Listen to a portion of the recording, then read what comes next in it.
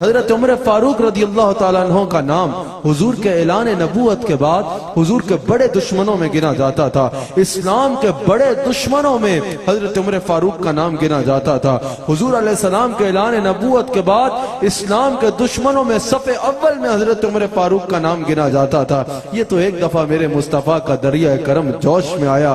ترمذی میں یہ حدیث موجود ہے، میرے مصطفیٰ کے ہاتھ اٹھے، اس کے ہاتھ اٹھے جو اشارہ کرے تو چاند توڑ دیتا ہے، جس کے ہاتھ اٹھیں تو سورج الٹے قدم پھر آتا ہے، جس کے دل میں خیال بھی آ جائے تو قبلہ بدل جاتا ہے۔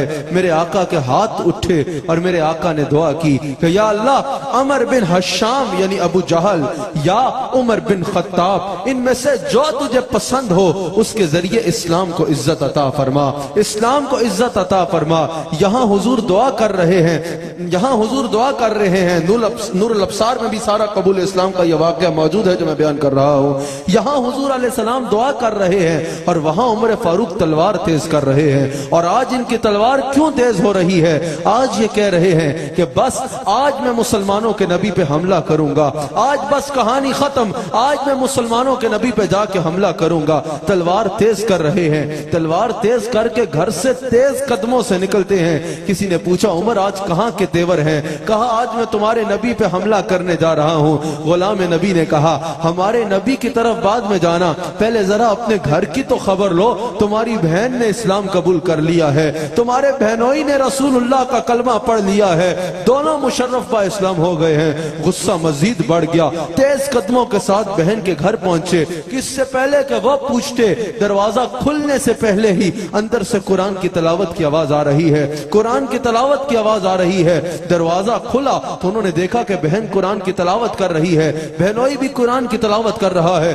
شدید مارا اپنی بہن کو، اپنے بہنوئی کو بھی خوب لگائیں۔ جب مار کے تھک گئے تو عمر فاروق نے اپنی بہن سے پوچھا اب رسول اللہ اب اپنے نبی کا دامن چھوڑے گی؟ اب حضور کا نام لیا، ان کو چھوڑے گی یا تجھے ختم کر ڈالوں؟ بہن نے کہا کہ عمر اگر تو خطاب کا بیٹا ہے تو میں بھی خطاب کی بیٹی ہوں، اگر یہ مار کیا ہے تو میرے جسم کے 1000 ٹکڑے بھی کر دے تو میں تو اپنے مصطفیٰ کو نہیں چھوڑوں گی، میں تو اپنے مصطفیٰ کو نہیں چھوڑوں گی۔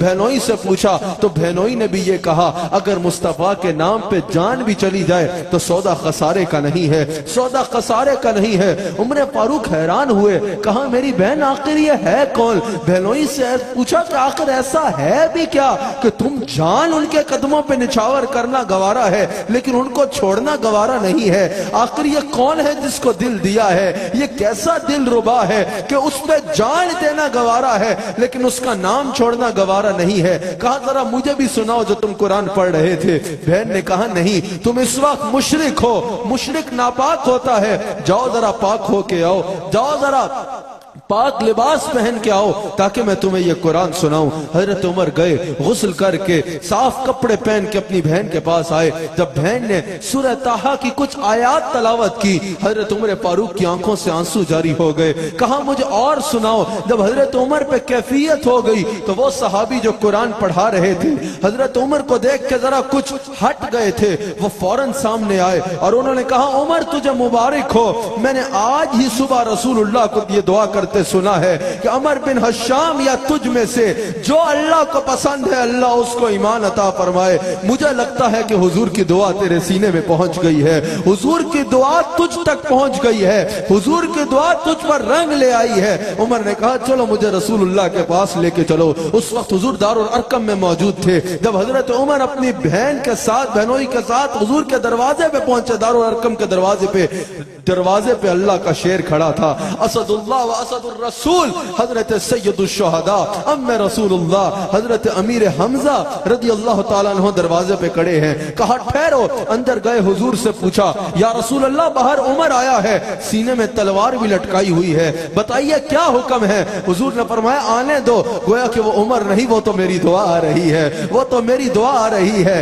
اجابت کا صحرا، عنایت کا جوڑا، دلہن بن کے نکلی دعائے محمد۔ حضرت عمر فاروق حضور کی بارگاہ میں حاضر ہوئے، حضور نے فرمایا عمر کہ اب بھی وہ وقت نہیں آیا کہ تو کفر اور شرک کو چھوڑ کے میری غلامی میں آ جا۔ کہا یا رسول اللہ میں آپ کا کلمہ پڑھنے کے لیے آیا ہوں، آپ کی غلامی کا پٹا گلے میں ڈالنے کے لیے آیا ہوں۔ حضرت عمر فاروق مشرف با اسلام ہوئے، آپ نے حضور کا کلمہ پڑھا، آپ نے حضور کا کلمہ پڑھا۔ اور تاریخ خلفاء میں امام جلال الدین سیوطی فرماتے ہیں کہ جب حضرت عمر فاروق نے کلمہ پڑھا صحابہ میں خوشی کی لہر ڈول گئی، ہر صحابی ایک دوسرے کو سینے سے لگا کے مبارکیں دے رہا ہے۔ عمر بن خطاب نے اسلام قبول کر لیا، عمر بن خطاب نے اسلام قبول کر لیا۔ حضور بھی خوش ہو رہے ہیں، سارے صحابہ خوش ہو رہے ہیں کہ آج عمر بن خطاب نے اسلام قبول کر لیا، ایک دوسرے کو مبارکیں دے رہے ہیں، ایک دوسرے کو سینے سے لگا رہے ہیں۔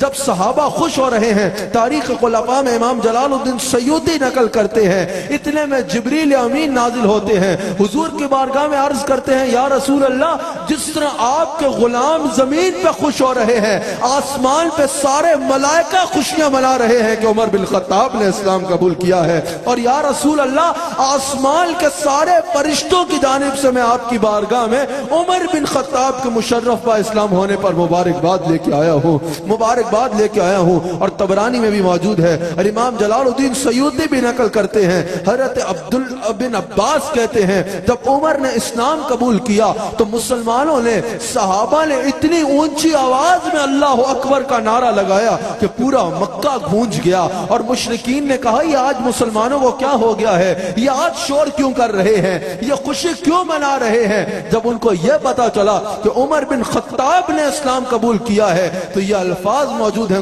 مشرکین کے، انہوں نے کہا کہ آج مسلمانوں نے ہم سے بدلہ لے لیا ہے کہ عمر بن خطاب ہم سے لے گئے، کہ عمر بن خطاب ہم سے لے گئے، آج مسلمانوں نے ہم سے بدلہ لے لیا ہے۔ امام حاکم نے بھی اس کو نقل کیا، اور طبرانی میں بھی موجود ہے، حضرت عبداللہ بن عمر جو حضرت عمر کے شہزادے ہیں وہ اس کے راوی ہیں کہ جب حضرت عمر فاروق نے اسلام قبول کیا تو حضور علیہ السلام نے 3 مرتبہ عمر فاروق کے سینے پہ ہاتھ پھیرا اور 3 مرتبہ دعا فرمائی کہ یا اللہ عمر کے سینے سے سابقہ عداوت کو مٹا دے اور اس کے سینے کو نور ایمان سے منور کر دے، نور ایمان سے منور کر دے۔